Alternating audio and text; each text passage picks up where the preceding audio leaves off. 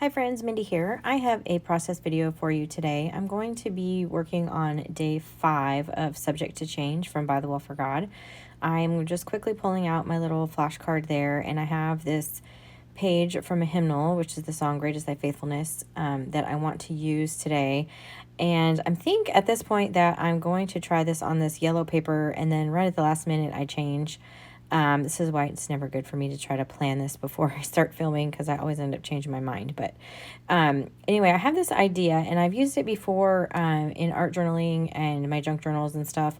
I'm not sure how it's going to work here, though, because I'm using a different kind of paper. These pages that coordinate with the kit for Bythewell4God, they're the amazing paper, and the quality of them is really good, but they kind of almost have like a finish to them. So I don't really know if this is going to work exactly how I want it to. So we're just going to give it a try. So what I've done is I've taken a glue stick. This is a Yoo-Hoo glue stick, and I just randomly applied it to my page. It's not gluing this down completely. It's just very, very random. And then I'm burnishing everything down, and I'm really doing this corner. I was trying to keep that number 47 up there and the title. In the end, you'll see that that doesn't work. But anyway, so I'm just going to let that sit now and dry. And in the meantime, I have cut these from a Tim Holtz die. It's this one here. And this is really old. I've had it forever. And I cut a few of those out of some of the pattern paper as well. And then I'm saving all the little hexagons that came out of the cut because I can use those later. So I think I'm going to kind of just use these right here. I'm just kind of trying things out, seeing how I want to do them.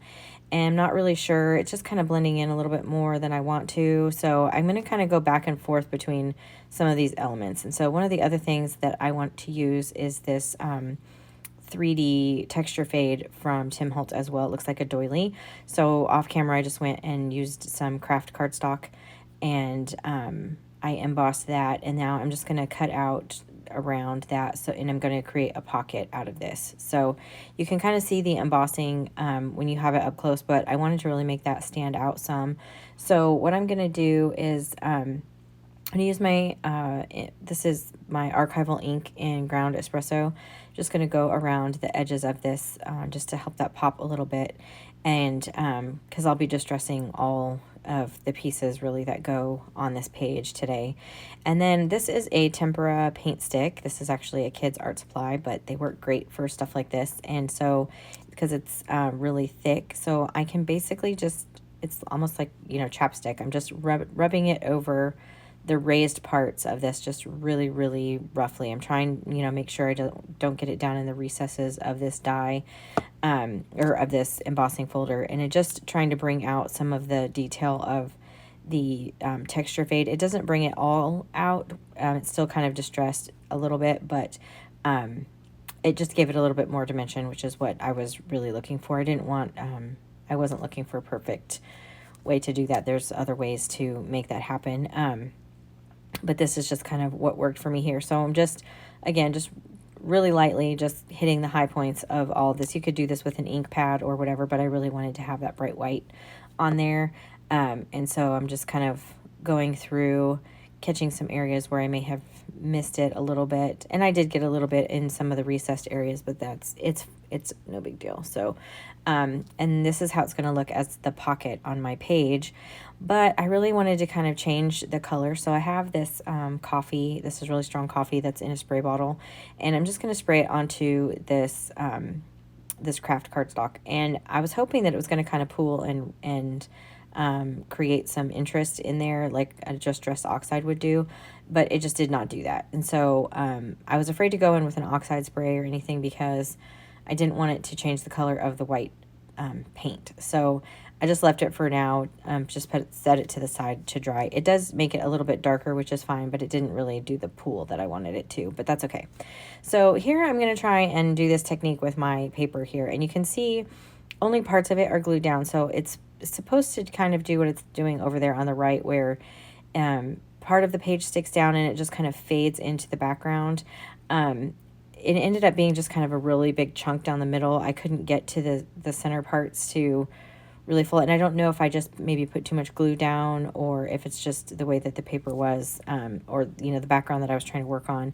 In the end, it does give the distressed look that I was looking for, and it's okay because it does keep a lot of that hymnal on there, which is fine because, like I said, that's the song "Great Is Thy Faithfulness." And today we were talking about Jeremiah, and of course Jeremiah has that verse in Lamentations where he says that, the compassions of the Lord don't fail, and his mercies are new every morning. Great is thy faithfulness. And so that's why I chose this hymn. So you can actually kind of read it in the background, and then a lot of it gets covered up from my pocket anyway. So I glued all of that down, and I'm just going to cut off the edge here, and I will use this paper in another entry. But just kind of going back and forth and trying to decide what to do next. And when I get stuck, I just kind of try to keep moving forward. So at this point, I'm like, well, I'm just going to distress everything. So I'm going to go around here and I distress the edges of both of these pages, and then I'm going to go and I'll distress the flashcard and the little, I'm trying to think what it's called, the little honeycomb, all of those things. I just went ahead and did all of that while I had my ink out. So I'm trying to decide right now how I want this piece. It was still just kind of not looking the way that I wanted it to. I have these other small hexagons that I have punched out from other paper that coordinate. It's all the coordinating paper from the kit, and I have a little tiny hexagon punch. And so I'm just trying to kind of figure out, and I thought, well, I'll just put them in here randomly, and then, but everything was just was just kind of blending in too much on that cardstock, on that craft paper there. That's just a part of the journal that I made. And so what I end up doing is flipping it over, because on the back side it was green, and that just stood out better for me. And so I thought that would be good. And at this point, I think this flashcard is going to live over here. I end up changing my mind on that as well, but just kind of getting an idea for where I want all of the pieces. So I pull in my little pocket here, and it's still wet, you can see. So I'm going to hit that with my heat tool and dry that, and then I will glue that down here, which is a little bit tricky because it's so textured even on the back, obviously on the back side. So just have to kind of hold that down for a second to get it to stay. And then I think about moving that flashcard now over to the other side. And again, I'm just messing with this honeycomb and these hexagons, just trying to really get an idea for how I want them, and decide I'm going to kind of randomly put some of the little hexagons in there, and then I'm going to put in some of the ones that came, that actually cut out from the die cut when I cut it, just the opposite side, and just to kind of give it a little bit more interest over there on the left side. And then I decided to also pull in that little strip of paper and cut out some more, so just to give it some more interest. So off camera, I wrote out all of my notes and my scriptures and everything, and then I ended up gluing two of these together because I wanted it to run the full length of that craft page.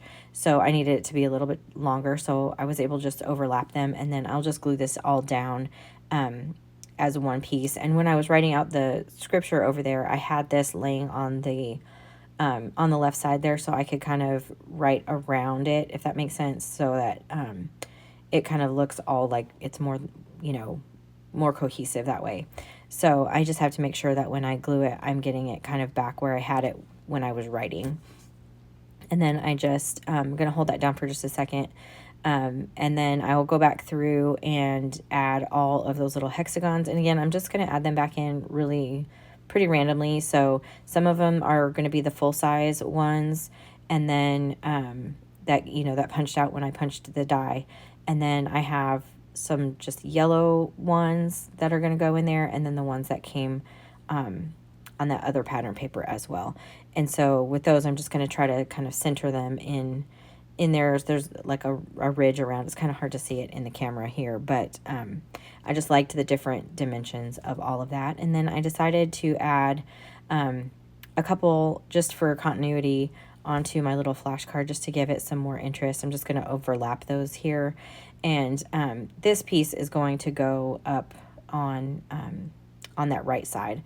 So I guess this is all of the notes that I took. This is some dot grid paper that I've just had in my stash. This is where I'm gluing down the pocket. I thought I had done that earlier, but so again, you can see I'm putting a pretty good line of glue here, trying to get it in all of the little nooks and crannies so that it will stay over here. And I just glued the two sides of this. There's the side on the right and on the bottom.